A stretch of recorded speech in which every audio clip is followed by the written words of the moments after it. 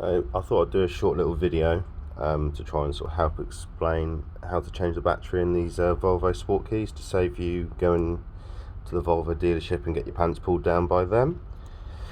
So it's not easy, it's a little bit tricky, and the key doesn't look certainly as good as it did obviously before you start this process, so you got to bear that in mind. If you're one for a bit of OCD, then this might not be for you, but if you like money in your pocket more than in Volvos, then this is for you.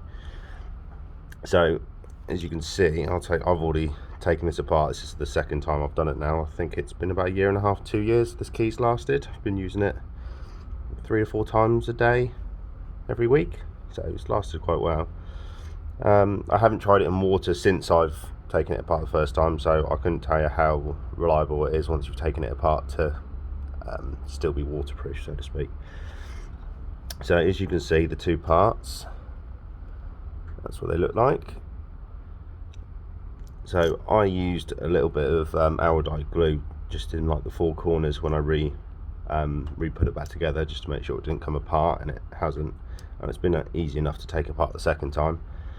The first time it was certainly a lot trickier when it was done, obviously, from how they sent it out through factory.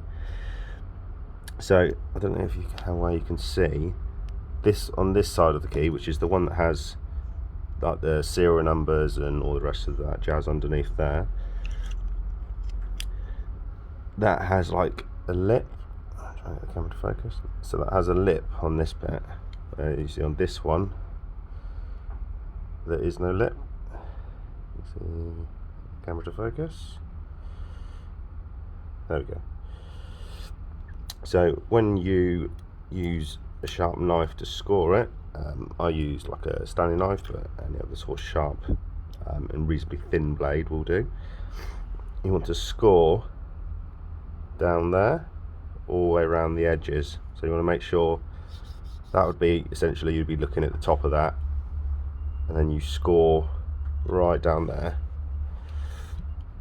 so you'd be almost going along there like that all the way around, and obviously make sure you go around the outside of that, around there, so on and so forth, all the way around. And then I doubt you'd be able to prise it apart by hand by that point, but if you're lucky and you've got every single part of their sort of the original glue, then you might be able to.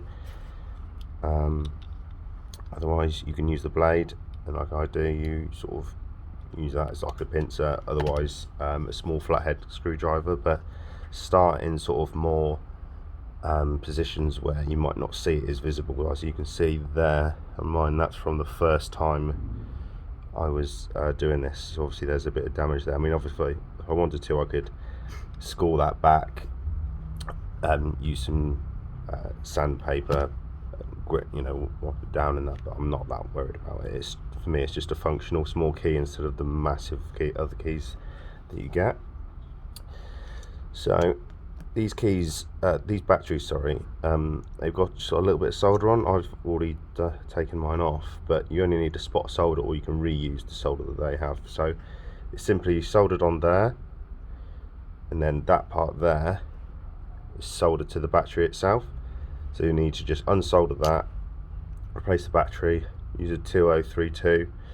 I've actually got a 2025 as replacement, just because it's what I have to hand. It'll work just fine. I think 2032 is what the original factory one is, so I would stick with that. I just have a 2025 to hand, so I'm just going to use that instead. And then here we go.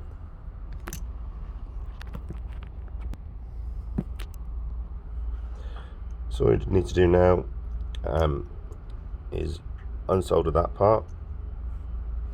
And once you've done that, obviously I've already done this. Take it out. Put your new battery in. And then just simply resolder it down.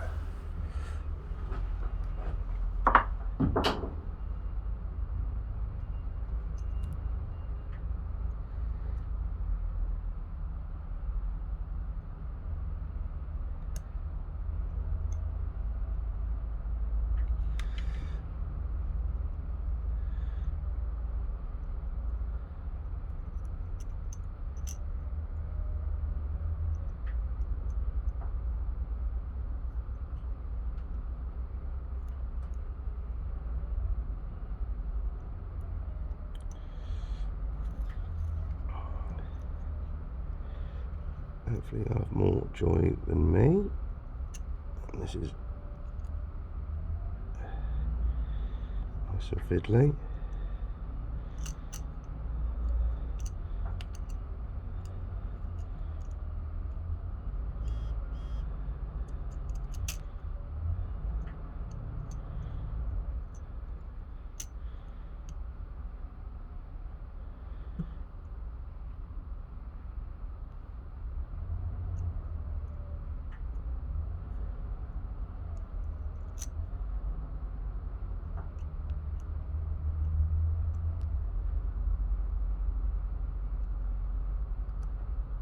Finally.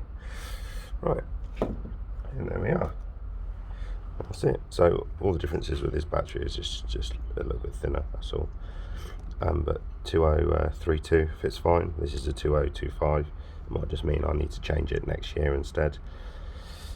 And that's it. And then all I'll do now is put a little bit of glue in sort of positions where it won't touch the chipset, and reattach it and push it back together, and that's it. Job's done. Hope that helps, guys.